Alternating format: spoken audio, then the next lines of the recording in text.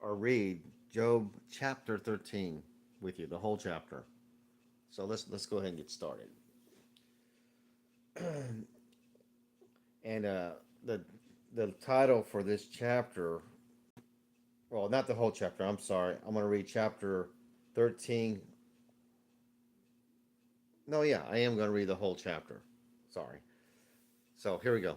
Um, this first section of the chapter that they have title in my Bible is says Job wants to argue his case with God. So, and this goes from chapter 1 to sorry, I am just on fire today. Verse 1 through verse 19. So let's do that first. Look, I have seen all this with my own eyes, and I heard it with my own ears, and now I understand. I know as much as you do. You are no better than I am. As for me, I would speak directly to the Almighty.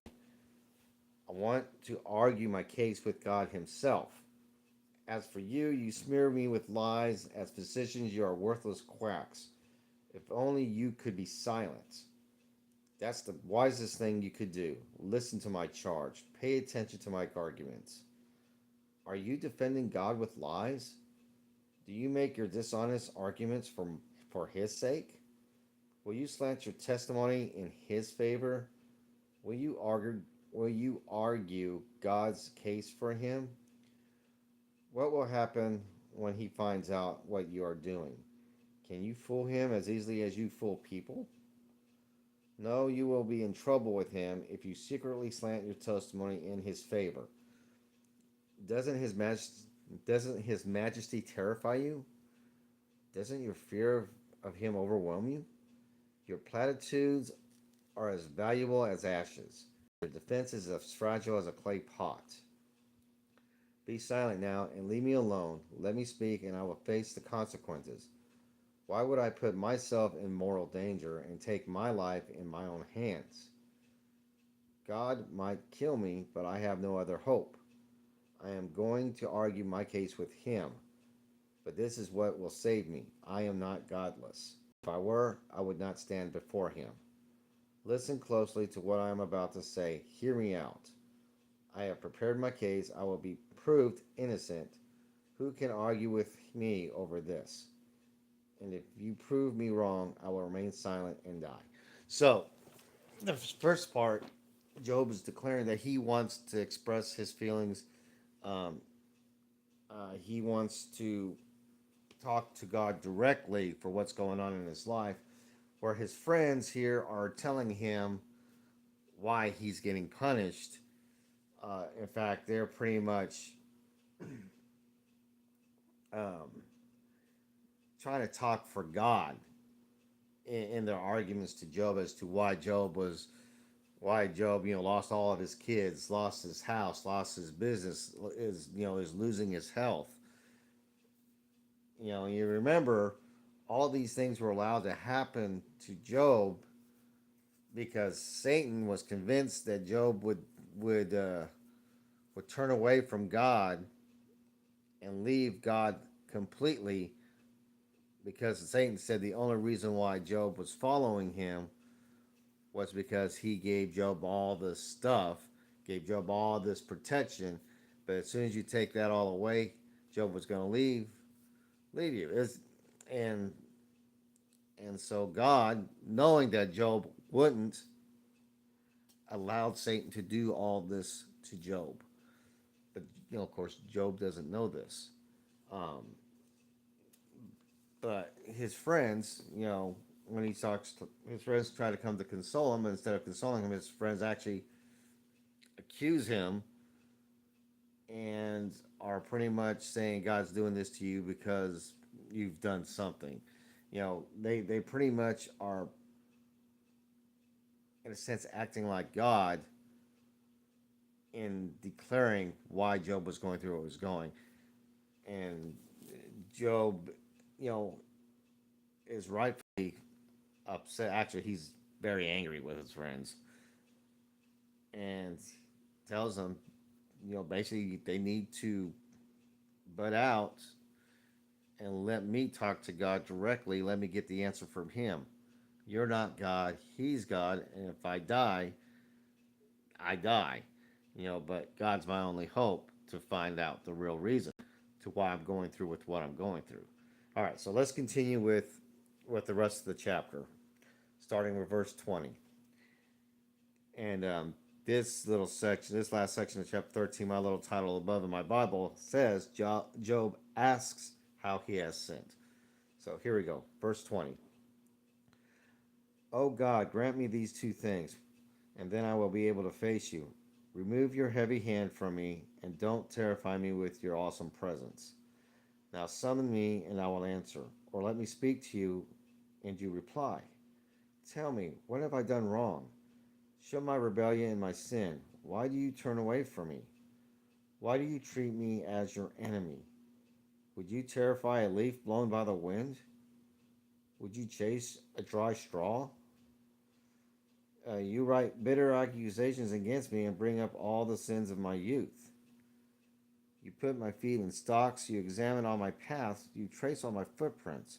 I waste away like rotting wood, like a moth eaten cloth.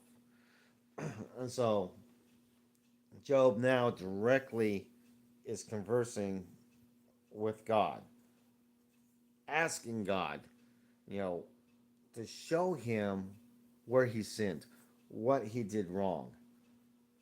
You know, you know, and and I'm imagining that Job is confused and angry. So Job is, in my mind, Job is probably yelling this at God, um, because he doesn't understand. I mean, and how many times do we go through things and we don't understand what's going on? We don't get it. We think we're doing everything right. You know, and and it just we're just confused and angry because of situations that we're in or placed in, and we feel like we're being um, I don't know, attacked, forgotten, punished for something we don't know that we've done. I mean, our human emotions just go through the rails, and and it will make us angry, you know. And the beautiful thing about God, He He wants us to share our feelings with Him. Even if we're angry and yelling at Him, I mean, He's doing things for us and letting things happen to us for our betterment, for our greater good, even though we can't see what's going on. You know, it could be, it could be to strengthen our faith in Him, to allow us to know that we can trust Him to get us through hard times. It could be punishment for a sin that we don't know about, or maybe a sin we do know about, but we're refusing to confess it. It and but we shouldn't shy away from letting God know how we feel. If we need to yell at God, He allows it. He welcomes it. You know, He didn't make us to be these vessels that store and bottle up our emotions and don't let anything out. We need to let it out. We need to let our feelings out to Him. We need not be afraid to ask why. What did I do? What do I need to do? Help me understand. Because when we do that, we're opening up conversation, open dialogue, a relationship with God, which is what God wants. Um, and and God will answer us at some point. Of course, we being humans and sinful, and with our sinful nature and our prideful attitudes, want the answers now. You need to tell me now. I need to know now. But guess what? God doesn't work that way. God will tell us or show us in His own timing, in His perfect timing, because He knows the big picture. He knows the plan for our lives. You know, and For us here, it might suck, but in the end, even later down after we get our answer, you know, and it could be years or decades down the road, all of a sudden something will happen, it'll click in, and then we will completely understand why we went through what we went through. Um, or it could be because we became too prideful on something, and God needed to humble us. And but at some point, you know, we might actually get that understanding, and it clicks, even if it's decades down the road. But God's faithful. He's true. He loves us. He doesn't want the worst or horrible things for us. Um, and so we just can't be afraid to let our feelings out and let God know how we feel. Because when we do that, we, like I said, we open the door for an open dialogue with God to further strengthen and nurture our relationship with God, which is what God wants. God wants a relationship with us because He loves us and He made us. So, with that, I love you guys. You have a blessed day, and I'll see you tomorrow. And you have a good day, Mom. Bye.